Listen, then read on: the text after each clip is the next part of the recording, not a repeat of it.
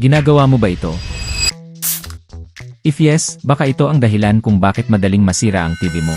Good day guys, this is Nathan Appliance Service Center. At sa video na ito, pag-usapan natin ang 4 reason na maaaring dahilan kung bakit madaling masira ang TV mo at kalaunan ginagawa mo na pala nang hindi mo namamalayan.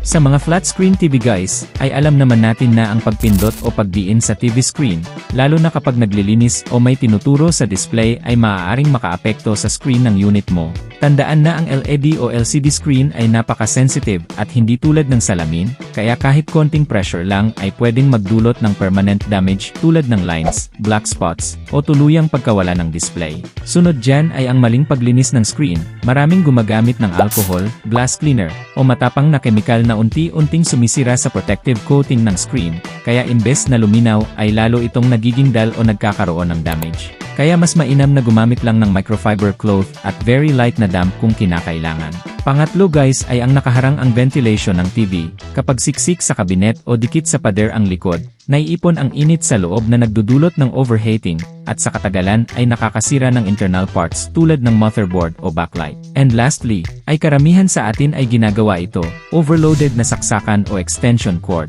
Kapag sabay-sabay nakasaksak ang maraming appliances, nagkakaroon ng unstable na power supply na pwedeng magdulot ng short circuit.